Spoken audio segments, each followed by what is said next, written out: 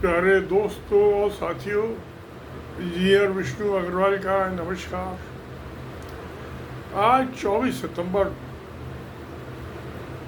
2025। आज कल भी रामलीला का खेली जा रही है जगह जगह। ऐसी 1944 में कानपुर में भी रामलीला का मंचन होता रहता है स्टेज पे। तो उस दिन 24 सितंबर 1944 जब लंका दहन होती है, रामलीला शाम के टाइम ही होती है, तो लंका दहन के दिन मेरा घर पे ही जन्म हुआ था। तो इस तरह से आज मेरा 82वां साल चालू हो गया और 81 साल कंप्लीट हो गया। कल हो गए, आज 82वां साल चालू हो गया, शाम से, इवनिंग से। तो अब मैं इन 81 सालों को याद करता हूँ कि मेरी जिंदगी में मैंने क्या कुछ किया, क्या कुछ पाया, क्या कुछ नहीं पाया और क्या कुछ खोया। सबकी मैं समराइज करता हूँ, समरी करता हूँ, एक विवेचना, क्रिटिकल थिंकिंग या एनालिटिकल कंक्लूजन निकालने की कोशिश करता हूँ। तो मेरी याददाश्त चालू होती है जब मैं तीसरी क्लास में पढ़ता था। म्यूनसिपलिटी के स्कूल में जाता था, नेकर पहने, कमीज पहने और नंगे पाँव, और तख्ती होती थी और कलम होती थी और दवात होती थी। तख्ती को खड़िया से पोत लो रोजाना, स्कूल से आगे जो कुछ लिखा। तो वहाँ से याददाश्त चालू होती है। मोहल्ला शीश महल से पीछे ही मोहल्ला कानून बयान में वो स्कूल होता था। तो वहाँ एक दिन गया तो पता नहीं कंच पड़ा हुआ होगा कहीं, टुकड़ा का ग्लास का, वो मेरे पाँव में घुस गया और मेरा खूब निकला। तो मैं स्कूल के गेट पे घुसा ही था, कहीं उधर का पड़ा होगा। तो मैं अंदर ना जाके वापस घर लौट गया। अब मेरी दादी ने देखा कि मेरे पोते के पाँव में खून निकल रहा है। तो क्या हुआ? मैं कहा पता नहीं हुआ, कोई पाँव में घुस गया, कंच पड़ा था, काटा हुआ। तो गुस्सा हो गई एकदम, मुझे ले गया सीधा, मेरा हाथ पकड़ा, स्कूल पहुंची। एक डॉक्टर कृष्ण गोपाल मित्तल होते थे, हमारे रिलेटिव में थे, खानदान में, MBBS थे, उनका क्लिनिक था आगे, रास्ते में स्कूल पढ़ता था। तो पहले तो मास्टर ने उठाया, कह तू झाड़ू नहीं लगा था मेरे लड़के के पाँव में घुस गया कंच, नाम काट दिया इसका स्कूल से अपने।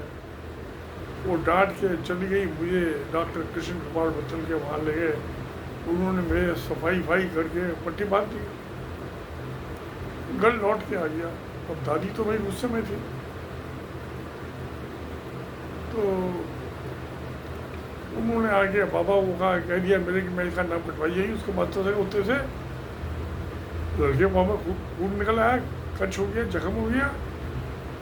तो मास्टर राम स्वरूप थे, वो हमारे वो भी कुटुंबी थे, वो हेडमास्टर थे लड़कों के स्कूल के। उनकी बीवी लड़कियों की स्कूल की हेडमास्टर थी। जत्तीवाड़े में स्कूल होता था, वो भी म्यूनसिपलिटी का था। तो मुझे शाम को हमारे बाबा बैठते थे, सब बुढ़े आपस में हुक्का पीते थे, गप्पे मारते थे। उससे निमट के मुझे कहा चल बेटे, मुझे मास्टर राम स्वरूप के पास ले गए। तो उसने कहा मास्टर जी इसका लड़के का नाम लिख लो, तीसरी क्लास में, इसको दाखिला दे। तो ठीक है बेटा, सुबह आ जाइए। तो मैं अगले दिन सुबह पहुँच गया उनके वहाँ घर। अब मैं वो दुबारी होती है वहाँ, पुराने कदीमी जो वहाँ, मैं वहाँ खड़ा हो गया। तो उनके बच्चे तो थे नहीं मास्टर राम स्वरूप के, पता नहीं क्यों वो आपस में लड़ रहे थे ऊँची आवाज़ में। अभी भी दोनों बुढ़े तो होते, बुढ़े बुढ़िया। मैं डर गया, कभी मेरी पिटाई नहीं तो नहीं कर रही है। मैं बाहर ही खड़ा था। थोड़ी देर में हेड मास्टर राम स्वरूप जी पाँव में लकड़ी की खड़ा, एक हाथ में उनके हुक्का, कुर्ता उनका कंधे पे, तो धोती और बनियान पहन रखा था उन्होंने, कुर्ता उनके कंधे पे था और एक कपड़े का थैला था। तो शाम को सब्जी लेते हुए आते थे स्कूल से लौटते। तो उन्होंने कपड़े का थैला मेरे हाथ में पकड़ा दिया, मैं उनके पीछे पीछे चल पड़ा, हुक्का पीते चले गए। थोड़ी दूर आगे चले तो उनके हुक्के की चलम हो गई ठंडी, तो उन्होंने हुक्का मुझे दे दिया और कपड़े का थैला अपने हाथ में ले लिया।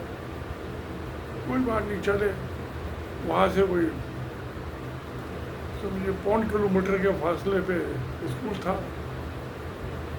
वहाँ पहुँचे, वहाँ हेड मास्टर साहब कुर्सी पे बैठ गए, मैं खड़ा रहा। तो वो चपड़ा से बुलाया, कहा वो मास्टर जगदीश को बुलाया।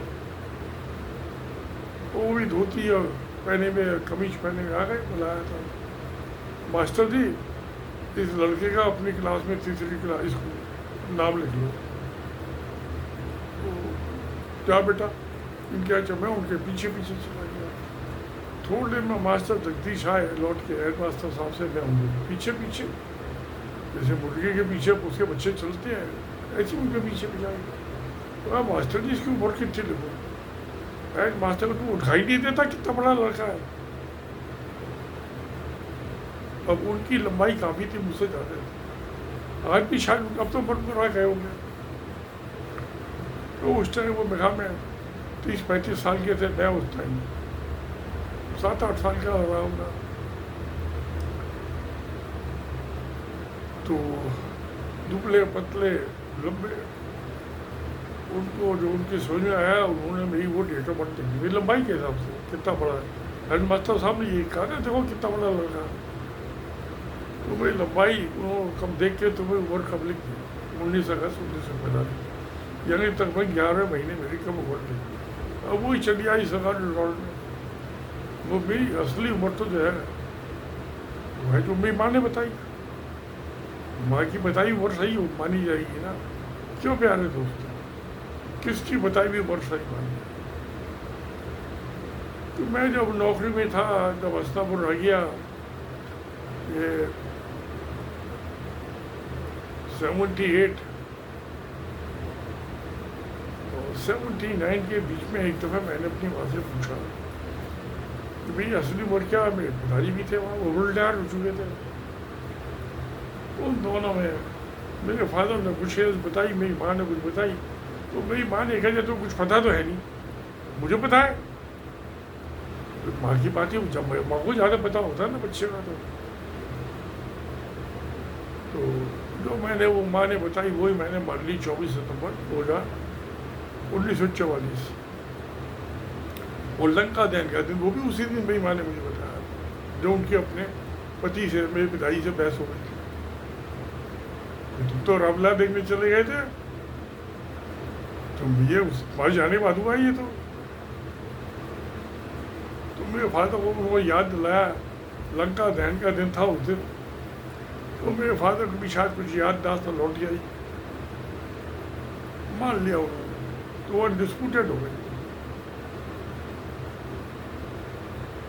तो वहाँ से चली आगे गाड़ी, चौथी क्लास में फिर दिल्ली में आया, रामकृष्ण स्कूल में, आनंद परोड़ रामकृष्ण स्कूल नंबर 2। और 2-3 दिन वहाँ का ये लड़का तो पढ़ाई में बड़ा कमज़ोर है, मुझे स्कूल से निकाल दिया। तो दिल्ली का उस जमाने टॉप के स्कूल में होता था। बाकी मेरे दोनों भाई चलते रहे। तो उन्होंने मुझे पढ़ाई में नालायक समझ के निकाल दिया। तो मेरे फादर मुझे दूसरे म्यूनसिपलिटी के स्कूल में करा दिया, कहा था मुझे याद नहीं आ रहा। तो फिर हो गया, वहाँ से पास किया। तो रामकृष्ण स्कूल में दोबारा एडमिशन हुआ, तो कुछ काबिलियत आ गई बीच में, 24 के पास हो गया। तो 5वीं 6ठी में कहा, फिर 6ठी में मेरे फादर का पूना ट्रांसफर हो गया। तो पूना में पढ़ा, फिर 6 महीना बम्बई आ गए, बम्बई से दिल्ली फिर वापस। अब वहाँ मराठी मीडियम में पढ़ा, दिल्ली में हिंदी मीडियम। नतीजा 6ठी क्लास में वो नालायक तो फेल था, नालायक तो था ही, पढ़ाई लगाई फेल हो गया। अब मेरा छोटा भाई जो 5वीं का, वो भी मेरे साथ आ गया, महेश। हम दोनों भाई जो है 6ठी क्लास से साथ साथ पढ़े। तो बहुत साथ रहा उसके साथ। बाकी ये सब भाई तो अलग अलग चले गए, क्योंकि वो उसने सिविल ज्वाइन कर लिया, मैंने दिल्ली गवर्नमेंट ज्वाइन कर ली। नौकरी के ने पापी पेट की खातिर वो साथ साथ चले। उसकी मुझसे 10 दिन बाद शादी हुई थी, तो हमारी दोनों की बीबियाँ भी बड़ी नज़दीक रही, बच्चे भी बड़े नज़दीक रहे। कारवां जिंदगी का आगे बढ़ता चला। उसके बाद जो था मेरे भाई का, तो कभी अरुणाचल प्रदेश में ईटानगर ट्रांसफ़र हो गया, कभी वो मध्य प्रदेश में होशंगाबाद ट्रांसफ़र हो गया। मैं यहाँ दिल्ली में भी कई ट्रांसफ़र हुए, तो मैं जमा रहा है दिल्ली में। और मुझे 78 में मुझे तो कोई लीडरशिप का चस्का था नहीं, जिन्होंने मैंने नॉमिनेशन भी नहीं भरा था, ना ही किसी ने मेरा नाम प्रपोज किया था, ना सेकंड किया था। वो एसोसिएशन में जो इलेक्शन का हुआ इंडिया से, तो कुछ आदमी कहानी अग्रवाल बनेगा जनरल सेक्रेटरी, पता नहीं उनको उनमें क्या फितरत दिखाई थी। अब जो एक SD शर्मा होते थे, उनका भाई इसका तो नॉमिनेशन ही नहीं है, तो ये कैसे इलेक्शन लड़ सकता है। तो जिसने उनको प्रपोज किया था और सेकंड किया था, उसका हम विड्रॉ कर रहे हैं आपका, अब जो हमने प्रपोज किया सेकंड किया, अग्रवाल ही बनेगा। तो मैं बिना किसी प्रपोजल के सेकंड के association Indian service general secretary बन गया। तो मैंने जलाधिपति एक मैगजीन चालू, क्योंकि क्या कि हम अपनी कम्युनिकेशन नहीं हो पाया था मेंबर्स के में और लीडर्स में। तो मैंने कहा ये मैगजीन जाएगी, क्वार्टरली मैगजीन सबके पास जाएगा, सब पता चल रहा है कि हमारी क्या एक्टिविटी है, नहीं है, अच्छा कर रहे हैं, बुरा कर रहे हैं। तो अगले साल मुझे प्रोजेक्ट इलेक्ट कर लिया, 1 साल और रहा। तो मैंने ये जलाधिपति मैगजीन चालू की 78 में, 30 साल का फाउंडर और एडिटर रहा मैं आर्टिकल लिखा करता था उसमें और कार्टून भी बनाता था। मैं कभी कभी आर्टिकल पे वो सारे मेरा ही लिखा हुआ हो, मैं चाहता इसमें वेरिएशन आए, तो मैं कहता दूसरों को कहता या मैं तुम अपना साइन करके दे दो, अपना नाम लिख के। वो मेरे बात कहते मैं तो लिखा कोई मेरा कोई बात, कार्टून में भी दूसरों का नाम लिखवाता था, बनाता है मैं। तो नेकी कर वो में डाल, मेरा एटीट्यूड वो रहा, ग्लेमर नहीं रहा जिंदगी में, कभी भी मैं ग्लेमरस नहीं रहा, नेकी कर वो में डाल। फिर मैंने 82 में ग्रेजुएशन कर लिया इंजीनियरिंग का। उसके बाद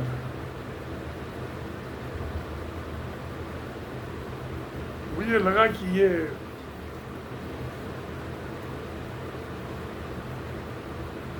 लाइन मेरे ठीक नहीं, कि मेरी कुछ हॉबीज लगी थी। मैंने पहले चार्टर डिमांड बनाया, सोचने का फिर चार्टर जस्टिस बनाया। डिमांड तो बैकर्स की होती है। तो एकदम चीफ सेक्रेटरी से मिलके आए थे, तो उसने वो डाटा ढूंढा होगा, तो डिप्टी सेक्रेटरी ने मुझे बुलवाया। मैंने मना कर दिया, मैं डिप्टी सेक्रेटरी से नहीं होता, मैं हेड ऑफ एसोसिएशन तो हेड ऑफ डिपार्टमेंट से मिलूंगा, हेड ऑफ गवर्नमेंट से मिलूंगा। क्या मुझे काफ़ी रिक्वेस्ट करने से मैं चला गया डिप्टी सेक्रेटरी से मिलने। पूरे स्टेनोग्राफर की कॉपी होती है, वो पेन ले गए, बैठ गए कि बताइए आपकी क्या डिमांड है। मैंने साहब ये है no demand, you are not backer, backers only backers are demand, भिखारियों की डिमांड होती है, हमारी नहीं होती। We are given charter justice. तो वो समझ गया कि ये आदमी टैक्टिकल बात करने वाला है ब्रीफ में। तो हमने कहा आपको दिया हुआ हमने चार्टर जस्टिस है। तो क्या है उसमें से बहुत सी चीज़ें पूरी हो गई। आज मैं कहा 40% से ज़्यादा पूरी हो गई थी हमारे चार्टर जस्टिस में, 50% हो गई थी। तो चीफ सेक्रेटरी किया हमने, देखो क्या उसका जो हमारा मेमोरेंडम दे दिया हमने president of India, prime minister, Lok Sabha speaker, Rajya Sabha speaker, lieutenant governor, chief secretary, तो उसके चारों हमने ब्लैक बॉर्डर लगा दिया मोटा कि अच्छे एडमिनिस्ट्रेशन की मौत हो गई है, तो हम मॉर्निंग कर रहे हैं, अफसोस हो रहा है। एक हफ्ते करेंगे तो ब्लैक बेल्ट बात ही आएगा, वापस काम वही करेंगे। तो चीफ सेक्रेटरी को जब मैं बाई हैंड देने लगा, जब मैं कहा मैं ये नहीं लेता, अब ये बॉर्डर हटाइए, काला बॉर्डर क्या लगा दिया आपने? हमने कहा सब एडमिनिस्ट्रेशन की मौत हो गई, गुड एडमिनिस्ट्रेशन की, उसका अफसोस कर रहे हैं, इसने तो ये ब्लैक लगाया। कह रहे नहीं नहीं ये मैं नहीं लगा। हमने कहा था ये सब जा चुका। हमने प्रेसिडेंट इंडिया को, गवर्नर को, प्राइम मिनिस्टर को, लोकसभा के और सबको भेज दिया, कहते सबको भेज दिया, हमने सब सबको भेज दिया बाई पोस्ट। तो उन्होंने हमारी बात सुनी, उन्होंने सबको बुला लिया उसी टाइम, हमारे सेक्रेटरी को बुला लिया, सर्विसेज के सेक्रेटरी, फाइनेंस के वालों को बुला लिया, और वहाँ 1 घंटे डिस्कशन हुआ, 1 घंटे से भी ज़्यादा हुआ। तो फाइनेंस वाले कुछ चीज़ों का बोध कर रहे थे, हमने तो special planning allow, chief secretary तो एग्री कर रहे हैं, तो बोल मैं कहा दोस्त साहब ये बोल रहे हैं आपने एग्री कर, उन्होंने कहा नहीं मैंने आया है अप्रूव। तो उस पर एक्शन हमारी बात हो गई, मैंने आगे फ्राक से मिनट्स बना के और भेज दिए सबको मिनट्स की कॉपी। आपको कमेंट देना, जो चीज़ मैं लिख रहा हूँ मैं समझाऊँ, आप उसे डिफर करते तो अपने को उसके मुताबिक मैं फाइनल मिनट्स ऑफ मीटिंग बना के मैं अप्रूव कर दूँगा। मैं तो प्रेसिडेंट हूँ एसोसिएशन का। क्या है वो, हमें एसोसिएशन को रिकॉग्निशन भी मिल गया। हमारे चीफ हीरो होते थे, उनसे मेरे बड़े क्लोज ताल्लुकात रहे, ये बहुत रिस्पेक्टेड दी जाता। तो 1 महीने बाद जब मीटिंग हुई तो मैं कहा सर इसमें जो हमारी बात हुई थी उसमें से ये पॉइंट तो सब इम्प्लीमेंट हो गए, थैंक यू फॉर दैट। इसमें से ये 2-3 पॉइंट से इस पर एक्शन चलना है या बाकी इन पर कोई एक्शन नहीं है। तो उनका जवाब ये था, वो बड़े खुंखार किस्म के आदमी थे। एक दिन मैंने देखा, दूसरी टाइम हम गए, सेकेंड टाइम जो सेल टैक्स के कमिश्नर होते थे उनके सामने सारे सफ़ेद बाल थे, वो फाइल लेके आए तो खड़े हुए थे। वो चीफ सेक्रेटरी हमारे सामने उनके ऊपर फाइल फेंक दी, तो जाइए कर लाइए थे, और दोनों आइए। तो खैर मेरे साथ तो कोई ऐसा नहीं हुआ। तो उन्होंने कहा मुझे जान के बड़ी खुशी हुई है कि आप ये तो मानते हैं कि कुछ हो गया। ऐसा हो जाता है, जिसमें फाइनेंशियल इंक्लूशन था वो तो हो गया, पैसे बनने चालू हो गए। और स्पेशल कहते हो जो जिस पर एक्शन चल रहा है आप बता रहे हैं वो भी हो जाएगा, आप थोड़ा वेट कीजिए। जिस पर नहीं एक्शन हुआ है वो मैं देखूँगा, आपने मुझे बता दिया। जो जस्ट बात है उसके साफ बनेगा। तो मगर ये जो गुड एडमिनिस्ट्रेशन की डेथ हो गई वो उनके बाद मेरी बची नहीं। उन्होंने उसको साबित करने के लिए हमारे एडमिनिस्ट्रेशन अच्छा एडमिनिस्ट्रेशन की मौत नहीं हुई। तो ब्लैक बॉर्डर वाली जो बात थी वो बड़ी इफेक्टिव साबित हुई।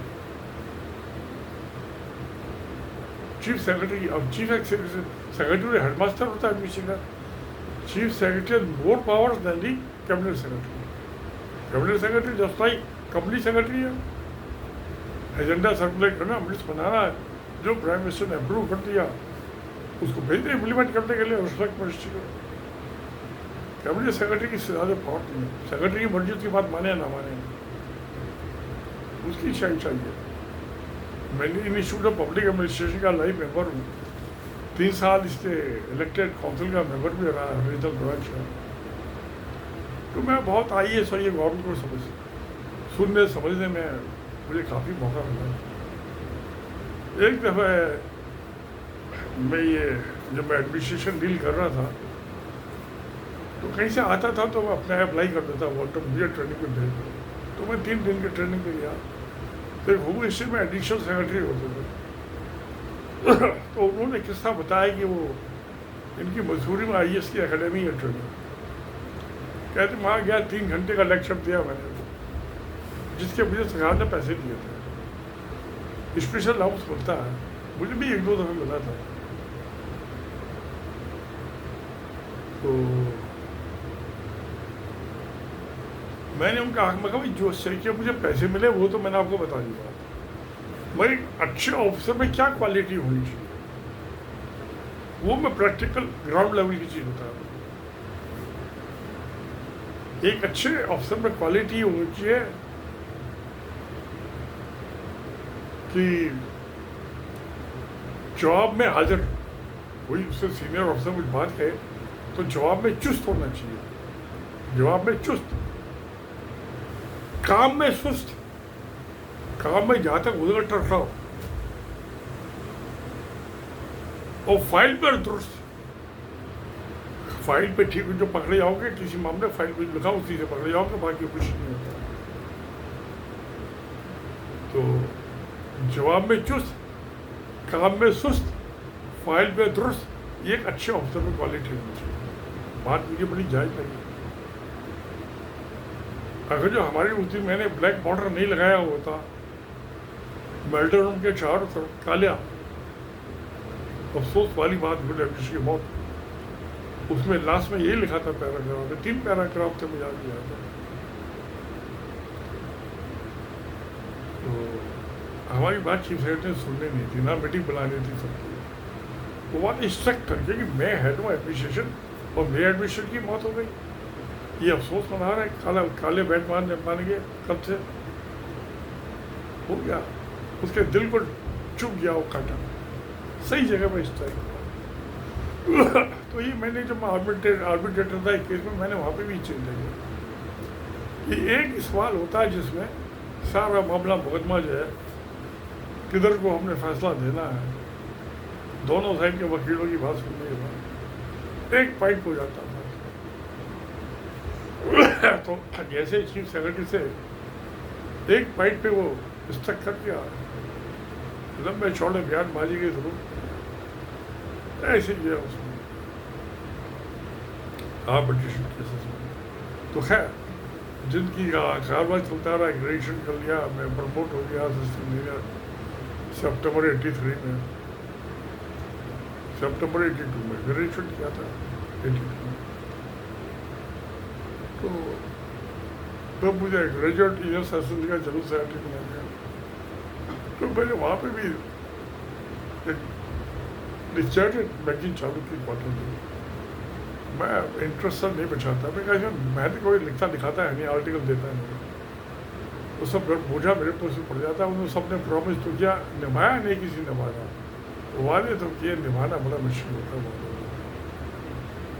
खैर तो मैं कहा भाई एक इशू लगा दूँगा, अगर आप लोग आर्टिकल लगा लो तो उसमें छापूंगा, पर नहीं तो मैं डिसकंटिन्यू, और मैंने वही किया, वादा खिलाफ ही किया। तो मैं कहा बंद करो इस दुकान को, वो चलता रहा। फिर मैं पैक्स स्टूडेंट DDA कॉलेज का जनरल सेक्रेटरी रहा, 21 एसोसिएशन थी DDA की कॉलोनीज, रेजिडेंट वेलफेयर अपना रेजिडेंट बन गया। वहाँ से मैंने नाली इसमें जो गलत बने थे, मैंने अपने एक ब्लॉक को लेके लेजिस्लेचर जब एक DDA के वाइस चेयरमैन ने कहा कि इतनी कॉस्ट आती है इसके डेवलपमेंट पेपर स्क्वायर फुट में, मैंने उसको देखा, मैं कहा ये तो 1/3 आती है। तो मैं सोचा क्यों ही कह रहा है ये आदमी, कह रहा है इसके सामने डेटा ही आई, सब फिगर आई, सब है। तो मैं क्या तोड़ो दोबारा बनाओ, तोड़ो दोबारा बनाओ, सड़क पूरी बनानी है, डेथ कार्पेटिंग कर दी, उसके बाद उसके नीचे द्वार खोद कर सीवर लाइन डालना है, ट्रंक सीवर 4 फुट डायमीटर। तो नहीं जो बनाने का खर्चा था वो वेस्ट हो गया, उसको डिमोलिशन का तोड़ने का खर्चा वो एडिशन हुआ, और फिर दोबारा सड़क बनाया गया। तो ठीक है ना, 3 टाइम्स है कॉस्ट, ये अपनी जगह ठीक है। तो मैंने प्लानिंग वगैरह जो देखी, मैंने पोर्टल हॉलोकॉस्ट पेपर लिखा था, मुझे उसके लिए यूनिवर्सिटी की लॉ फैकल्टी ने भी इन्वाइट किया, कई जगह मुझे इन्वाइट किया, मैं लेक्चर दे के आया। मगर मुझे जो था वो एक सोशल जो इविल थी, करप्शन थी, नॉन एप्लीकेशन ऑफ माइंड, और जो कोऑर्डिनेशन होना चाहिए डिफरेंट विक्स के बीच में गवर्नमेंट के कॉलोनी को डेवलपमेंट में, ग्रीन फील्ड, वो सब एब्सेंट थे। अब मैं क्योंकि टाउन प्लानिंग का भी मैंने एग्ज़ाम पास किया था 68, और 2 साल में क्या 70 में पास आउट हो गया था, तो मुझे टाउन प्लानिंग का भी चस्का रहा, आर्किटेक्चर का। उसके बाद चूँकि कारवा चलता रहा आगे, बहुत से शौक हुए, ये मुकदमेबाजी करता रहा, सुप्रीम कोर्ट तक गया ये वाटर पोल्यूशन को लेके, नेशनल कंज्यूमर कमीशन में गया, सक्सेसफुल रहा, तो बहुत कुछ देखा। तो कहा कि भी हमारी ज़िंदगी कम हो गई है पोल्यूशन से। 1989 में कोई सबूत नहीं था, आज तो है, ब्यूरोक्रेटिकल एविडेंस है कि 8-9 साल कम हो गई दिल्ली के रेजिडेंट। क्या मैं फिर दोबारा सुप्रीम, पहले ही तो वकेट करा के लाए थे, सुप्रीम कोर्ट से दोबारा गया, तो भरूचा जज होते थे, उनका भी काफ़ी दे दिया, तो उन्होंने मेरी डिसमेंट डिसमिस कर दिया। उनका अपना ओपिनियन था, आज भी पोल्यूशन से सब सफर कर रहे हैं। उस टाइम 89 में एक लाख में दे रहे थे, तो आज पोल्यूशन नहीं होता हिंदुस्तान में, कहीं नहीं होता, क्यों जिंदगी का कारवां आगे बढ़ता चला गया, बच्चे भी बड़े होने लगे। क्या होता है, जब बच्चे होते हैं उनको पालते पोसते हैं माँ बाप, तो पूरे परिवार का कंट्रीब्यूशन होता है उसके, मेनली तो डेवलपमेंट का उसका वाइफ का, माँ का होता है, बच्चों की, फादर का जो है बहुत कम होता है, ना तो नहीं कह सकते, तो he is the bread winner. तो मगर जब बच्चे पढ़ते हैं तो उसको पूरी फैमिली का कंट्रीब्यूशन होता है, उसमें ना अकेली माँ का होता है, ना बाप का होता है। बच्चे को तो पेरेंट्स फीस दे सकते हैं, मेहनत करनी होती है बच्चे को, बाकी तो चाहे माँ है चाहे बाप है, बाप की गाइडेंस होती है, क्योंकि उसने दुनिया ज़्यादा देखी होती है। माँ तो घर में रहती है, थोड़ी बहुत देखती है वो भी। मेरी वाइफ भी डबल MA थी, हिस्ट्री ऑफ पॉलिटिक्स साइंस। वो बाप को जो है ज़्यादा दुनिया देखता है, उसको ज़्यादा इन्फॉर्मेशन, तो बच्चों की गाइडेंस में कि वो क्या करे, उसको मोटिवेट करने में बाप का बहुत बड़ा रोल होता है, और माँ की सपोर्ट होती है। जो सुबह चल के जालों के दिन में कंपटीशन होते थे, 6 बजे स्कूटर बना कर ले आ रहे हैं, धुंध हो रही, ठीक दिखाई नहीं दे रही, आगे वाली गाड़ी के ट्रक की जो रेड लाइट है पीछे को, उसकी अंदाज में थोड़ा डिस्टेंस बना के चलना है, ब्लाइंड ड्राइविंग खतरनाक।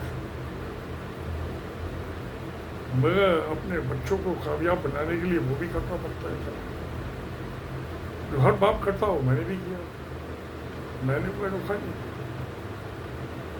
वो मेरी फर्ज था, ड्यूटी थी, मेरी लाइफ का पार्ट था, तो मेरी लाइफ स्टाइल बच्चों को आगे पढ़ाने के लिए डिवोटेड थी ना। माँ बाप की सबकी वही होती है, वो मेरी भी थी, वो रोका नहीं था, उससे अलग नहीं था।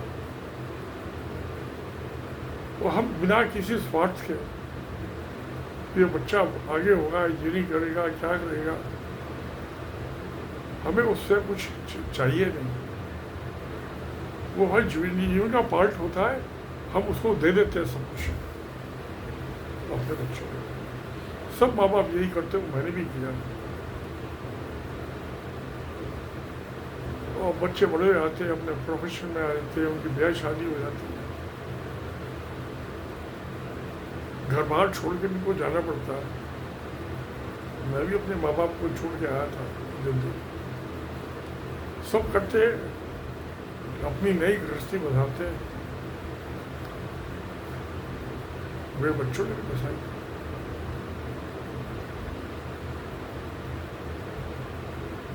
और क्योंकि मेरा घर में बच्चों की एजुकेशन में मेरा कंट्रीब्यूशन कोई ज़्यादा रहा नहीं, वो मेरी वाइफ का ज़्यादा था, बच्चों की माँ का। बच्चों की असली टीचर तो माँ ही होती है, उसकी गोदी से बच्चे की एजुकेशन चालू होती है। क्योंकि मैं सोशल सर्विस में संडे की छुट्टी होती थी एक दिन, तो एबैक्स DDA कॉलों से कभी कहीं मीटिंग हो रही है, कहीं मैं वहाँ जाता था, महीने में एक मीटिंग होती थी। तो डिपार्टमेंट की एसोसिएशन की भाई मगज में बाजी सोशल सर्विस में, तो मेरा ज़्यादा टाइम उसमें बीतता था, मगर उससे मुझे इंटेलेक्चुअल नॉलेज बहुत हुई, दुनियादारी का भी बहुत पता चला। और ये नॉलेज है, यही तो सब कुछ है, और है क्या। और फिर मैंने ये सोचा कि सोशल व्यवहार होने चाहिए, ये सबको ही समझना चाहिए। तो उसका नतीजा ये हुआ कि जो भी एक्टिविटी रही, चाहे वो इकोनॉमिक हो, चाहे सोशल फ्रॉड हो, करप्शन के खिलाफ में सारी जरूरत था, पोल्यूशन के खिलाफ, एनवायरमेंटल उसके प्रोटेक्शन में। तो मेरी पहली किताब है ये, फ्रेजाइल नेशन एंड सोसाइटी। ये सब मेरी किंडल ई बुक्स है, आप किसी भी डिवाइस पे इसको पढ़ सकते हैं। तो उसके बाद ये 2016 में, ये 2017 में पब्लिश हुई थी।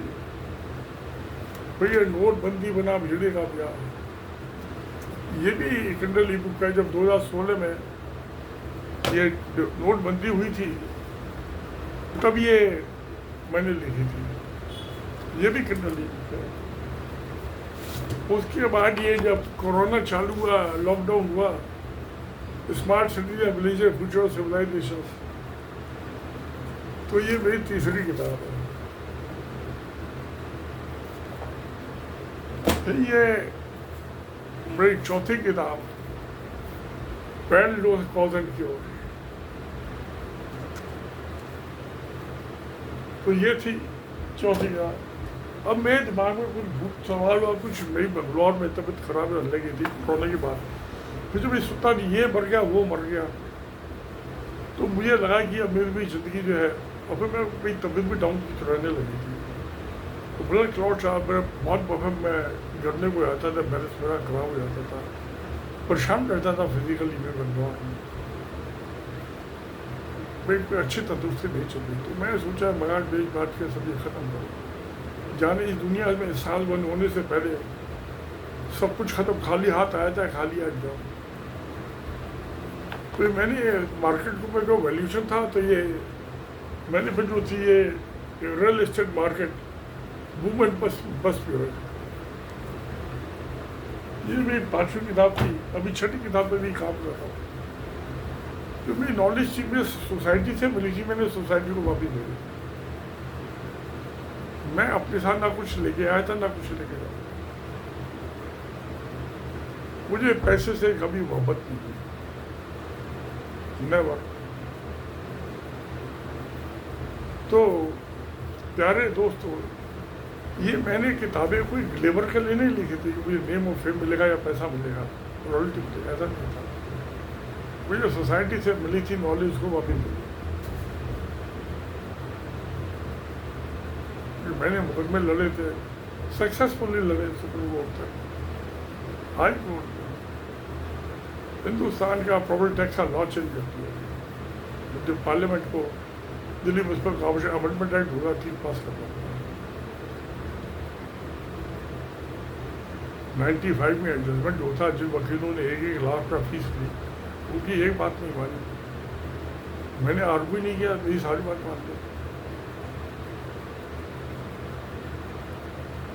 तो मैंने कभी ये नहीं सोचा कि ये मैं नेम और फेम के लिए कर रहा हूँ। मेरा तो उसूल है, नेकी कर कुएं में डाल। मैं हमेशा बैकग्राउंड बनाना चाहता हूँ, और बैकग्राउंड में क्या आगे से कठपुतली चाहता हूँ, वही मेरी हॉबी है। तो 2002 में मेरा बेटा भी बीटेक करके नौकरी में जा चुका था, MBA कर रहा था, IIM कलकत्ता में 2001 में चला गया था। मेरी बेटी जो थी वो भी 2002 में MBA करके MMTC में लग गई थी डिप्टी मैनेजर। हमारे घर में बड़ी खुशी का माहौल था। तो सडनली मेरी वाइफ को ब्रेन हेमरेज हुआ 16 जून को। अब वो 2002 में 18 जून को उसका हमने दाह संस्कार कर दिया। बेटे को भी एक दिन में ही अगले दिन ही लौटना पड़ा कलकत्ते से। मुझे पता नहीं उसको किसने कैसे इन्वॉल्व किया, वो कैसे लौट के आया। उसका पैसे भी नहीं होंगे उस टाइम। उस जमाने में मोबाइल फ़ोन वगैरह नहीं था। मुझे पता नहीं कैसे उसको किसने सोचा। शायद मेरे बड़े भाई के लड़के भतीजे वगैरह उन्होंने दिए होंगे। मेरा अंदाज है, मुझे आज तक नहीं पता, मैंने जानने की कभी कोशिश नहीं की। खैर वो चला आगे, MBA कंप्लीट करके बेटा आया। उसने मुझे जो उसका कंप्यूटर था वो मुझे ला के दे दिया डेस्कटॉप। मैंने उससे बहुत कुछ सीखा, कंप्यूटर सीख गया। मोबाइल वगैरह तो थे नहीं। 2003 में शायद मई में लौट के आया था, तो मैं आर्बिट्रेशन के केसेस वगैरह लेने लगा था, वो करता था। किताबें भी लिखने लगा था। ये सब मैंने किताब जो लिखी थी आर्टिकल उसने लैपटॉप में डाल दिए, डेस्कटॉप में डाल दिया।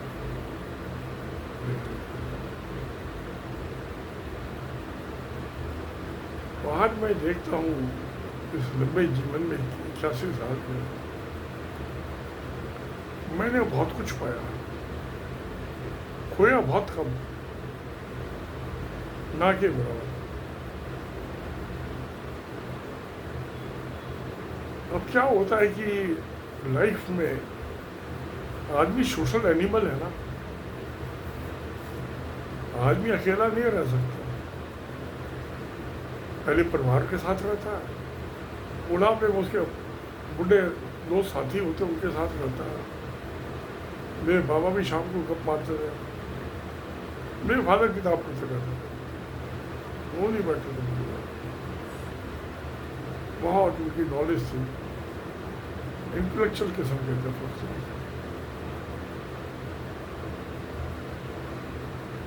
मैं तो उस लेवल पे नहीं पहुंचा। तो मेरी नॉलेज बहुत डाइवर्सिफाइड है। मगर जो पहले होता था कि हम सोशल एनिमल है, हमें सोसाइटी चाहिए, अकेले में नहीं रह सकता, अकेले में इंसान पागल हो जाएगा, आज वो बात नहीं है। ये सोशल मीडिया आ गया। तो सुबह के टाइम तो मैं अखबार पढ़ता रहता हूँ। क्या घूम के आ गया, चाय वाय अपना बना लेता हूँ। तो दिल्ली में अकेला रहता हूँ। वह अकेला नहीं होता, मैं कभी अकेला नहीं। सुबह के टाइम में अखबार होता है, दोपहर के टाइम में हमेशा कोई ना कोई किताब लिखता रहता हूँ, किताब पे लगाता हूँ 1 घंटा 2 घंटा। उसके बाद मैं सोशल मीडिया में डूब जाता हूँ।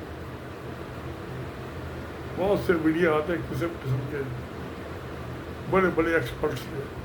तो सोसाइटी में हो क्या रहा है, दुनिया में हो क्या रहा है, देश में हो क्या रहा है, वो सोशल मीडिया। अब क्योंकि वही बड़ी लॉ के मामले में, सोसाइटी के मामले में, पॉलिटिकल्स जो डिस्कोर्स चलता है उसके मामले में सब अखबार से पढ़ता हूँ, पता है बहुत कुछ देखा है। तो मैं कमेंट्स लिखता हूँ, कमेंट बॉक्स में होता है ना यूट्यूब पे, मैं कमेंट बॉक्स में बहुत कुछ लिखता हूँ।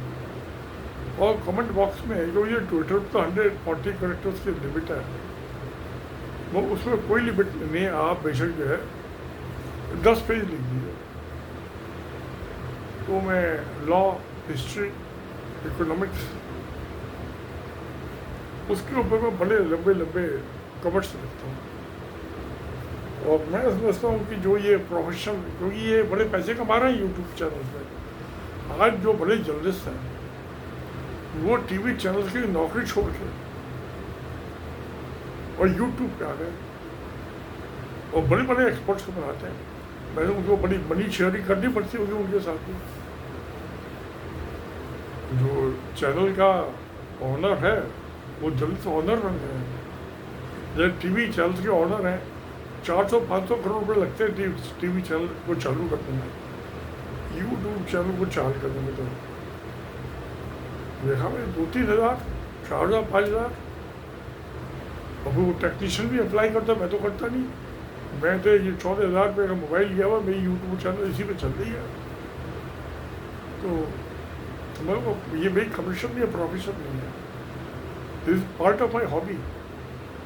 और जितनी मैं यूट्यूब पर चैनल बनाने में टाइम लगाता हूँ, मैं यूट्यूब कभी 15 मिनट के डालता हूँ, 15 मिनट। पहले तो डालता था आधे घंटे की, अब मैंने रिसर्च कर दी है। तो आधे घंटे किसी को आज के टाइम में पढ़ने की फुर्सत नहीं है। आज भी तो शॉर्ट डाल, मैं तो शॉर्ट्स पे ज़्यादा व्यू आते हैं, लॉन्ग पे कम आते हैं। तो आधे घंटे जो है ये भी एनफ है, बहुत एनफ। आज के ज़माने में 25 मिनट आधे घंटे यूट्यूब चैनल, मगर जो कमर्शियल बेस पे चला रहे हैं, दे आर अर्निंग मनी। जो यूट्यूब को, इसको गूगल को रेवेन्यू आती है अल्टरनेट से, उसका कुछ पार्ट को यूट्यूब चैनल जो है उन्होंने चीज़ें मोनेटाइज करती है, उसके टर्म कंडीशन के मुताबिक फुलफिल करते हैं कि तो 1,000 सब्सक्राइबर हो गए, 4,000 के चैनल हो गए। तो ये एक बहुत बड़ा गेम है सोशल। वहाँ अगर जो मैं फिजिकली जाऊँ किसी अपने पास पड़ोस में, मेरे दोस्त यार दोस्त हैं बहुत, जाके बैठूंगा तो 2-4 आदमी से बात होगी। और जब मैं उनकी बात सुन के अपने कमेंट से लिखता हूँ, तो वो उनकी जो 2 आदमी, 3 आदमी, 4 आदमी, उनमें जो डिबेट चल रही है, उसमें मैं अननोन आदमी टू कॉन्ट में खामे खा कमेंट्स डाल, and they welcome the comments कि किस चैनल, किस प्रोग्राम में कितने कमेंट्स आए। यूट्यूब वाले ये भी बताते हैं, दे अप्रिशिएट कि जिस आदमी ने कमेंट लिखा है उसने पूरा सुना है प्रोग्राम, माइंड अप्लाई किया है, उसके बाद ही तो कमेंट लिखता हूँ। तो मैं मेरे ख्याल में दिन में 5-7 प्रोग्राम पे तो अपने कमेंट्स लिख देता हूँ। एवरेज आप 4 लगा लीजिए, 3 लगा लीजिए, इससे कम तो उसमें लीगल, सोशल, हिस्ट्री सभी चीज़ होती है। अब क्या इसमें आर्टिफिशियल इंटेलिजेंस भी पार्ट प्ले कर रही है। जैसे मैं लिखता हूँ for example Assam, north east 600 साल अहोम किंगडम रहे, जो यूनान प्रोविंस से आए थे चाइना के, और 1826 में 28 में ईस्ट इंडिया कंपनी ने अहोम किंगडम को हरा के और इंडिया में शामिल कर लिया। तब जब ये मणिपुर में या नॉर्थ ईस्ट में अनरेस्ट पे कोई एक्टिव आती है, उसमें बहुत से आर्मी के रिटायर्ड आदमी भी आते हैं, इवन लेफ्टिनेंट जनरल और मेजर जनरल, इवन जनरल तक भी आते हैं रिटायर्ड एज एक्सपर्ट, उनको बुलाते हैं। तो मैं उसके ऊपर ये किंगडम वाला 600 साल का दे देता हूँ। भाई ये तो 600 साल इंडिया का पार्ट था ही नहीं, तो इंडिपेंडेंट कंट्री था। ऐसी जो जनवरी 1815 में नेपाल और ईस्ट इंडिया कंपनी की समझौता हुआ, तो ये उत्तराखंड जो आज का इंडिया में, और ये लखनऊ डिस्ट्रिक्ट और ये गोरखपुर बहराइच का, तब 8 किलोमीटर की बेल्ट जो है ये नेपाल से ईस्ट इंडिया कंपनी को मिल गई। और ये अप टू सिलीगुड़ी तक, नॉर्थ ऑफ बंगाल, सब नेपाली स्पीकिंग है। तो मैं बार बार कहता हूँ, language is matter then religion and the nation. तो ये भाषा से ज़्यादा ताकतवर है, ये भाषा नेशन और धर्म से ज़्यादा ताकतवर है। ये बेडरॉक है नेशन मतलब भाषा। तो मैं लिखता हूँ, बड़े बड़े लंबे कमेंट्स आते हैं, वो अब क्या कि आर्टिफिशियल इंटेलिजेंस अपने आप ही उसको पहला उसका डाल के ए डाला, अहोम किंगडम अपना भी आ जाएगा पूरा। तो कमेंट्स लिखना भी है बड़े, वो बहुत रिपीटिशन होता है। रिपीटिशन होता है, वही तो आर्टिफिशियल इंटेलिजेंस है। अपने आप को चीज़ क्रिएट नहीं करती, कोई कंटेंट क्रिएट नहीं करती। जो हम करते हैं उसी को रिपीट करते हैं। जो चीज़ एकदम हमने लिख दी, सेकेंड टाइम उसी को रिपीट करेंगे तो फटाफट आती चली जाएगी। तो उससे कमेंट लिखना भी बड़ा आसान है। मैं अगर जो जैसे आर्मी के कर्नल आया, कोई आया जो तो आसाम में रहा, एक दफ़े मैंने कमेंट दिया था कि जो लेफ्टिनेंट जनरल साहब थे वो कश्मीर में रहे, जोशी इन कमांड कश्मीर, और रिटायर हो गए थे वो, तो उनके वो कुछ प्रोग्राम आया था, मैंने उसके ऊपर कमेंट डाल दिया। तो उनका मैसेज आया, मिस्टर इमरान आप दिल्ली आइए, एक दफ़ा बैठ कर चाय पिएगा। मैं बंगलौर में था उस टाइम। उनको मेरी बात चुप गई।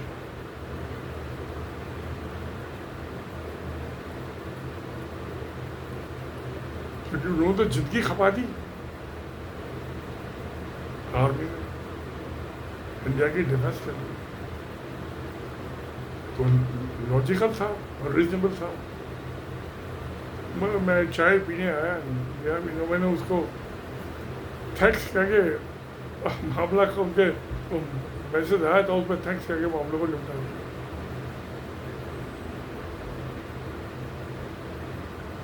तो इस किस्म की चीज़ें होती हैं, इंट्रैक्शन होता है, और ये ट्विटर पर बहुत होता है। एक दफ़ा कोई ये इजरायली था, उसको कुछ 2-3 आदमी मुस्लिम उसके पीछे पड़ गए,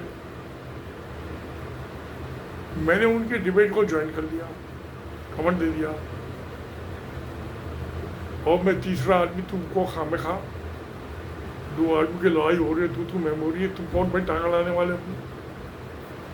तो मैं लिख दिया भाई ये जूस है, मुस्लिम है, क्रिश्चियन तो सब एक ही है ना, क्या अब्राहम है, इसलिए अब्राहम के लिबरल कहलाते हैं। तो इसमें वो लड़ाई झगड़े, खुद तुमको कोई नहीं मार रहा, वो थ्रेटन कर रहे थे मुस्लिम उसको, इसराइली को मारना, मैं कोई नहीं मारेगा। तो उससे फिर बाद में उसने फ्रेंडली उससे एक्सचेंज होते रहे ट्विटर पे। वो मुस्लिम जो होते वो 3 उससे हट गए थे मेरे अकाउंट्स के बाद।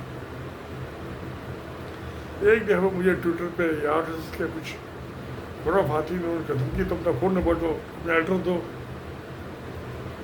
अब मैंने, मेरे चाचा RSS के बहुत सीनियर मेंबर थे, 500 गज की कोठी RSS को दी थी यूज़ के लिए, अखंड भारतीय प्रतिनिधि सभा के मेंबर थे।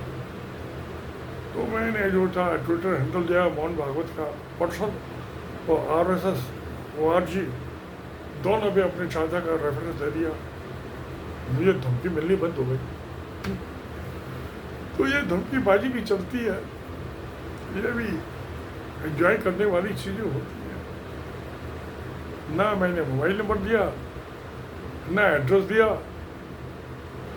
और जो उनका मोहन भागवत RSS का चीफ है उसको रेफरेंस दे दिया अपने चाचा का। तो ये तो अपना ही आदमी है,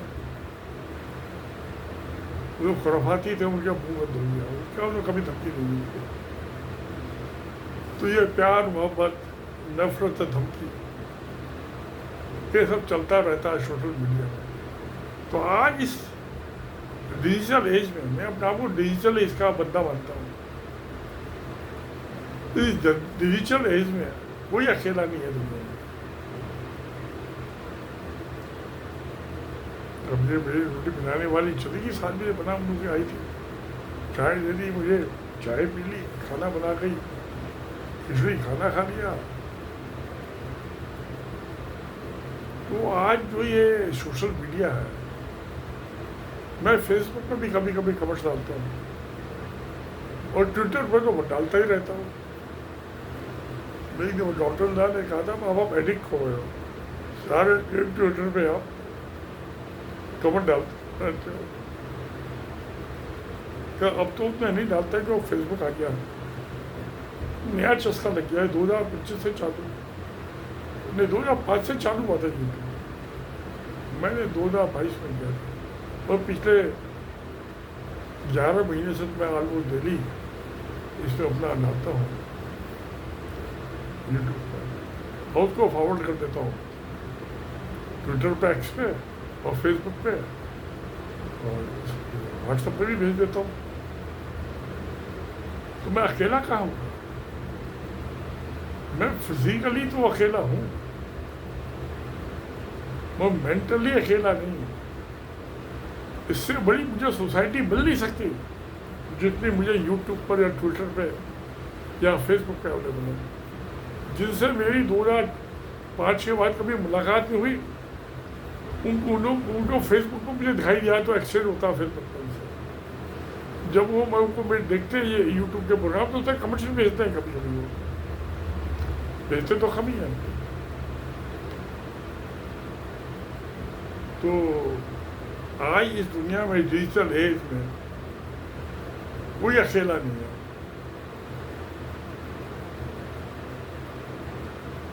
और ये शायद ये तो चलता रहना मामला। तो मैंने जर्नी चालू की, जो मेरी याददाश्त से दूसरी क्लास में खर्च घुस गया, वहाँ से चला, स्कूलों में पढ़ा और नौकरी ज्वाइन की, रिटायर हो गया। बीबी मेरी मर गई, भाई 2002 में, बच्चे सब चले गए। तो मैं, बच्चे तो चले गए मगर तब तक ये सोशल मीडिया आ चुका था, तो मैं अकेला तो नहीं हुआ ना। आज मेरा दोस्त, मेरा दिल और दिमाग 24 घंटे सोशल मीडिया से जुड़ा रहता है डिजिटल एज में। तो मैं डिजिटल एज का खूब इस्तेमाल कर रहा हूँ। सारा कानून गूगल पे अवेलेबल है। आज तो ये आर्टिफिशियल इंटेलिजेंस आ गई। अभी मैं देख रहा था भी, इसकी सऊदी अरब का पाकिस्तान का एग्रीमेंट हुआ है म्यूचुअल डिफेंस का। पाकिस्तान की आबादी तो मुझे पता है 25.5 करोड़ की, भी सऊदी अरब की कितनी है? मैंने आर्टिफिशियल इंटेलिजेंस पे डाला पॉपुलेशन सऊदी अरब जेमनी पे, उन्होंने कहा 3.5 करोड़। ऐसे ईरान का, जब इसराइल का चल रहा था भाई, इसराइल की कितनी आबादी है? 90 लाख। ईरान की कितनी आबादी है? 9.5 करोड़। तुर्की की आज़ादी, वो भी 8.5 करोड़। तो आर्टिफिशियल इंटेलिजेंस में मुझे सारे फैक्ट पता चल रहे, तभी मैंने ये बनाया था कल वाला वीडियो। आर्टिफिशियल है वंडरफुल चीज। पहले गूगल पे इंफॉर्मेशन आर्टिफिशियल इंटेलिजेंस में मिल जाती है, और फिर मैं कंपेयर कर लेता हूँ, जेमिनी पे जा रही है और गोर्क पे जा रही है, कंपेयर कान बताऊँ सेम ही होती है। तो प्यारे दोस्तों, आज इस डिजिटल एज में क्या कोई आदमी अकेला है? अकेला वो है जो आंख बंद करके बैठा है, मगर दिमाग तो क्या काम कर रहा है। आज इस डिजिटल एज में जो सोशल एनिमल था, उसके पहले 5 साल 8-10 आदमी से मुलाकात होती थी, आज तो उसकी रोज आना 50 आदमी से मुलाकात होती है। घर छोड़ के कहीं जाके नहीं बैठना पड़ता, घर बैठे उंगलियां चलाते रहो, फिंगर दुनिया उंगलियों से नचा रहे हैं इस डिजिटल एज में। प्यारे दोस्तों, इस डिजिटल एज में मुझे कर्नल होते थे वहाँ बंगलौर में, होता अखबार आपकी एक किताब पब्लिश होती है, एक आर्टिकल पब्लिश होता है, तो आपको 1 साल छुट्टी बन जाती है। मुझे तो पता नहीं, मैंने उनको हंस के टाल दी थी बात को। तो मुझे दिखाई दे रहा है कि जब तक यूट्यूब चैनल है, ये बुड्ढों की जिंदगी बढ़ा देगी। तो मेंटली एक्टिव है ना, अलग तो 2 चीज़ें होंगी, उसकी मेंटल कैपेबिलिटी बहुत बढ़ा देगी, वो बढ़ेगी तो उसकी फिजिकल कैपेबिलिटी बढ़ जाएगी, तंदुरुस्त भी रहेगा। तो आदमी की जो इंसान की लंगोटिटी है लाइफ की, कि कितने साल वो जिएगा, तो मेंटली अलर्ट है तो वो उसके मुताबिक चलेंगे। ब्रेन कमांड्स एवरीथिंग, हमारी बॉडी को भी। तो आदमियों की लंबी जिंदगी होगी, बुढ़े आदमियों की गिनती बढ़ जाएगी सोसाइटी में, और इंटेलेक्चुअली अलर्ट आदमियों की गिनती बढ़ जाएगी। ये जिंदगी का बहुत बड़ा बदलाव है। इसलिए मैं कहता हूँ ये ग्लेमर नहीं है जो हमें मिला है, हमने सोसाइटी को दे दिया नॉलेज। पहले किताब लिखता था मैं, उसमें जो लिखा था आर्टिकल में, इंट्रोडक्शन में किताब के अबाउट दी ऑथर, तो मैं यही लिखा था। आज मैं सब देख रहा हूँ कि किताब कोई पढ़ता पढ़ाता नहीं। आज आप ग्लोरीफाई होंगे सोशल मीडिया से, बहुत आदमी देखते हैं, तभी तो धमकी देते हैं। धमकी भी देता, कोई अप्रिशिएट भी दिखाता है, एक आध तो गाली भी लिख देता है, तो उसको इग्नोर कर देते हैं। तो क्या रहे दोस्तों, ये जिंदगी की दास्तान है। अब मेरा आज से 82वां साल चालू हो गया है, मुझे किसी चीज़ की कोई कमी नहीं है। तो मैंने जैसे बताया था मेरी उम्र कब लिखी हुई है 11 महीने, तो अगस्त से मेरी 20% पेंशन भी बढ़ गई। पहले सोच समझ के खर्चा करता था, अब खुले हाथ करने लगा, पैसा फालतू हो गया ना, तो उसे क्या खर्च नहीं किया, ऐसी बांट देता हूँ खुशी,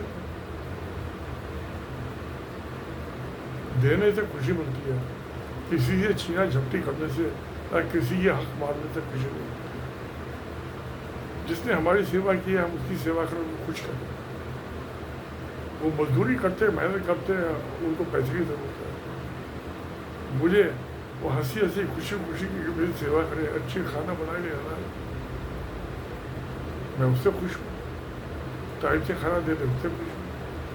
दवाई में लूँ उसकी मुझे याद दिला दे कि दवाई ले लो आप, वो खुशी है। बहुत सी दवा लेनी भूल जाता। तो प्यारे दोस्तों, ये जिंदगी का कारवां, तो रोज नया दिन आया, रोज नई दास्तान लिखी गई सोशल मीडिया पे। किसी के कभी कमेंट आए, नहीं भी आए, ज़्यादा तो नहीं आते, और हम आगे बढ़ते चले गए। आगे बढ़ना, we are looking forward not backward.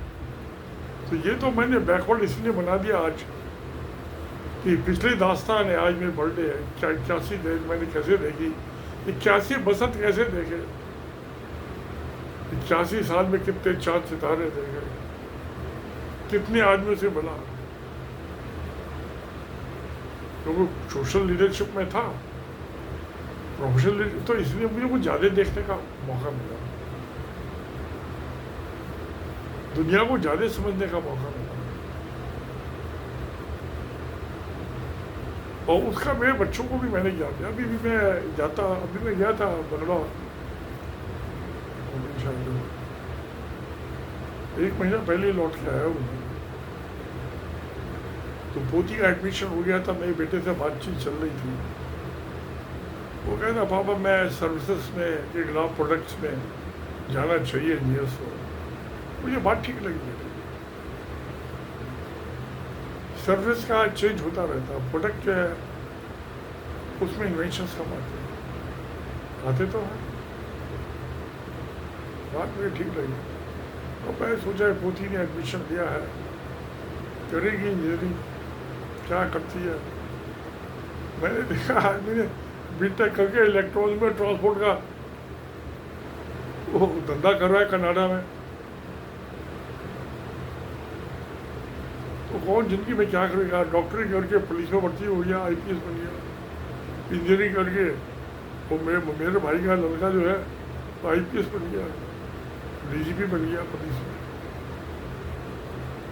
तो कौन जिंदगी में क्या करता है, कुछ नहीं करता। जो करता है उसको भी नहीं पता होता कि मैं कहाँ जा रहा हूँ। मेरी बागडोर से कहाँ मुझे खींच के ले जा रहा मदारी। ये फुटपथू बचाने वाला तो समाज है, वही कठपुतली बनाता है, वही तो चलाता है, नचाता है, कोई नहीं जानता।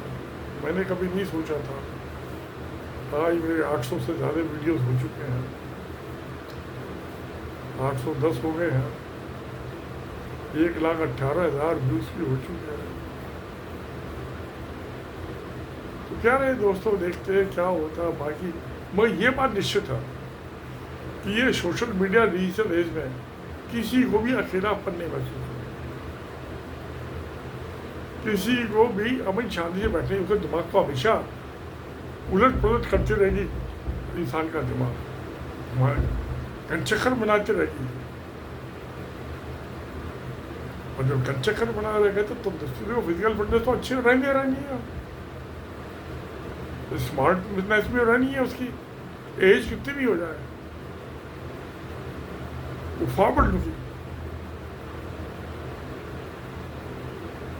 मेरी बड़ी बेटी ने कहीं तो मुझे कहा था, वाइफ की डेथ हो गई थी तो मैं बड़ा अफसर रहता था, वह तो पापा लुक फॉरवर्ड, जो होना था हो गया। मैं कहा बेटा मेरे लुक फॉरवर्ड के लिए कुछ है ही नहीं। वो कहती थी ठीक है, आज मैं लुक फॉरवर्ड रोज सोचता हूँ कि कल क्या प्रोग्राम बनाना है, कौन सा वीडियो बनाना है, किस सब्जेक्ट को, तो सब चलता रहता है। तो आई लुक फॉरवर्ड। तो मुझे ये जो बहुत से आदमी कहते हैं कि एज इज सुपरली नंबर, ये बात ठीक है, एज सुपरली नंबर। ना तो हम अब सोशली अकेले हैं तो मुझे अकेलापन महसूस हो, ये सोशल मीडिया मुझे नहीं छोड़ता तो मैं अकेला हो कैसे सकता। शायद मेरे बच्चे मुझसे इतने नहीं टाइम डिवोट कर सकते थे जितना सोशल मीडिया के साथ मैं करता हूँ, अब वो मेरे साथ करते हैं।